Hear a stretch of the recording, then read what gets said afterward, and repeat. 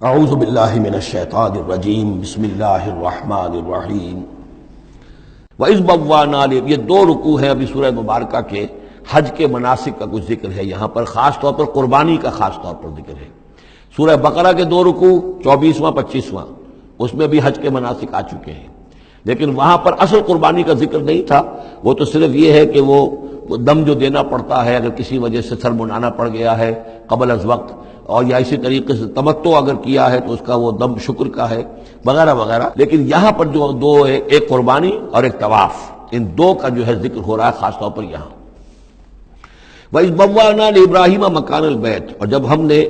معین کر دی ابراہیم کے لیے اپنے گھر کی جگہ، بتا دی کہ یہ ہے وہ جگہ جس کے بارے میں میرا گمان یہ ہے کہ وہاں بنیادیں موجود تھیں حضرت آدم علیہ السلام کی بنائی ہوئی، لیکن اوپر سے دیواریں سب کی سب گر چکی تھیں اور سیلاب کی وجہ سے سارا اب وہاں کوئی آثار نہیں رہے تھے۔ اللہ تعالیٰ نے رہنمائی فرما کر ان کی نشاندہی کروا دی۔ اللہ تشرک بی شیئا، اور یہ حکم دے دیا گیا میرے ساتھ کسی شے کو شریک نہ کرنا، وطہر بیتیا، اور میرے اس گھر کو پاک رکھنا، للطائفین، طواف کرنے والوں کے لیے، والقائمین، اور قیام کرنے والوں کے لیے، کھڑے ہو کر نمازیں پڑھنے والوں کے لیے، والرکع السجود، اور رکوع کرنے والوں کے لیے اور سجود کرنے والوں کے لیے۔ یہ گویا کہ جیسے وہاں آیا تھا وَعَهِدْنَا إِلَىٰ إِبْرَاهِيمَ وَإِسْمَاعِيلَ أَن طَهِّرَا بَيْتِيَ لِلطَّائِفِينَ وَالْعَاكِفِينَ وَالرُّكَّعِ السُّجُودِ، تقریباً وہی آیت یہاں پر آئی ہے، صرف یہ کہ عاکف کی بجائے یہاں قائمین کا لفظ آیا ہے۔ وَأَذِّن فِي النَّاسِ بِالْحَجِّ، اور اے ابراہیم اب پکارو لوگوں کو، اذان دو، پکارو حج کے لیے۔ اب کیسے پکارا ہوگا، کیسے آپ نے یہ پیغام پہنچایا ہوگا، کہاں سے اللہ تعالیٰ نے ان کی آواز کو، ان کی پکار کو کہاں کہاں پہنچایا ہوگا، یہ اللہ تعالیٰ کا معاملہ ہے۔ یا تو کا رجالن، پکاریے لوگوں کو، حج کی دعوت دیجئے، آئیں گے وہ آپ کے پاس پیدل چل کر بھی، وعلی کل ضامر، اور بڑی لاغر اونٹنیوں پر بھی، یعنی دور دراز سے آئیں گے تو سفر کی وجہ سے اونٹنیاں لاغر ہو چکی ہوں گی۔ یاتین من کل فج عمیق، جو یہاں پر پہنچیں گی وہ اونٹنیاں اور لوگ آئیں گے بڑی دور دراز کی راہوں سے، دور دراز کی، یہ فج کہتے ہیں پہاڑوں کے درمیان کے راستے کو، چونکہ یہ سارا پہاڑی علاقہ ہے تو نہ معلوم کہاں کہاں سے گہری وادیوں میں سے ہو کر لوگ جو ہے پہنچتے ہیں۔ لیشہدوا منافع لہم، تاکہ یہ آئیں حاضر ہوں ان جگہوں پر کہ جو ان کے لیے منفعت کی جگہیں ہیں۔ وَيَذْكُرُ اسْمَ اللَّهِ فِي أَيَّامٍ مَّعْلُومَاتٍ، اور اللہ کا نام لیں معین دنوں کے اندر، یعنی قربانیاں دیں معین دنوں میں۔ 10ویں ذی الحجہ کی قربانی کا دن ہے، اس کے بعد جو ہے 11ویں کو بھی ہو سکتی ہے، 12ویں کو بھی ہو سکتی ہے، یا ایام معلومات ہیں۔ عَلَىٰ مَا رَزَقَهُم مِّن بَهِیمَةِ الْأَنْعَامِ، تو اللہ کا نام لیں ذبح کرتے ہوئے، اللہ کا نام لیں ان پر کہ جو ہم نے انہیں یہ چوپائے عطا کیے ہیں، مویشی دیے ہیں۔ فَكُلُوا مِنْهَا، تو ان کو ذبح کر کے ان کی قربانی دے کر اس میں سے خود بھی کھاؤ۔ وَأَطْعِمُوا الْبَائِسَ الْفَقِيرَ، اور جو برے حال میں ہو، فقیر محتاج جو بہت ہی خستہ حال ہے، اس کو بھی کھلاؤ۔ ثُمَّ لْيَقْضُوا تَفَثَّهُمْ، پھر یہ کرنے کے بعد پھر اپنے میل کچیل دور کرو، پھر احرام کھولنا ہوتا ہے، پھر یہ کہ وہ رنحت، رمی ہوتی ہے، نہر ہوتا ہے، حلق ہوتا ہے، اور پھر طواف۔ چار یہ الفاظ جو ہیں یہ 10ویں تاریخ کے ہیں، 4 افعال، رمی اور نہر، پھر جا کر قربانی دینا، پھر یہ کہ حلق کر کے اور پھر یہ احرام کھل گیا، اب نہاؤ دھو، میل کچیل جو بھی احرام کی وجہ سے صاف کرو، اچھے کپڑے پہنو، اور پھر جاؤ اور طواف کرو، طواف زیارہ۔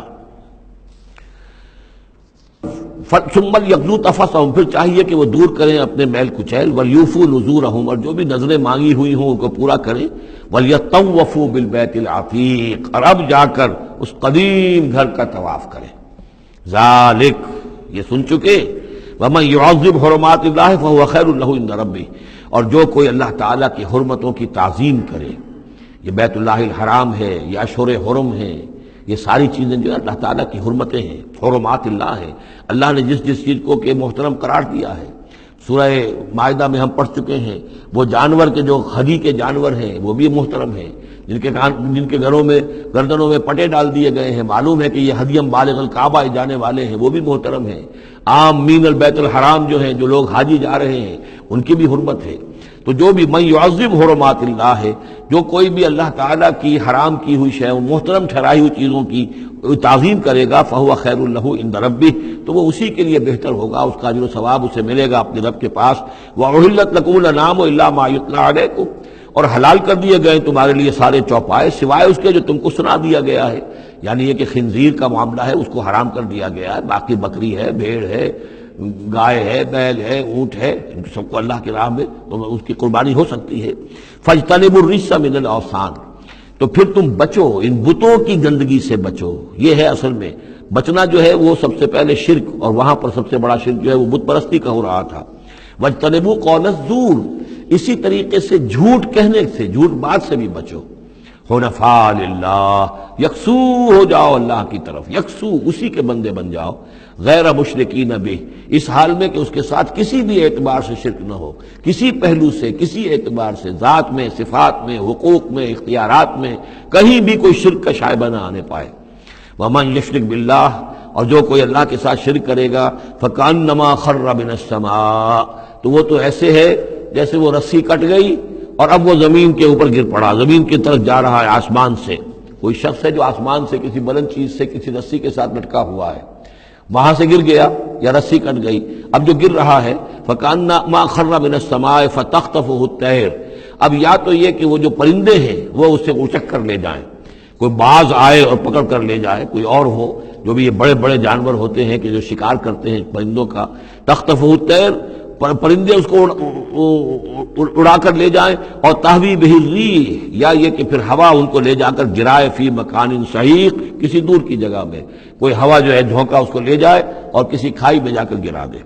یہ معاملہ ہے اس شخص کا جو اللہ کے ساتھ شرک کرتا ہے، اس کے پاس کوئی سہارا نہیں رہا۔ اب توحید والا جو ہے وہ ایک سہارے پر قائم ہے، قول ثابت بالحیات الدنیا، یہ جو ہم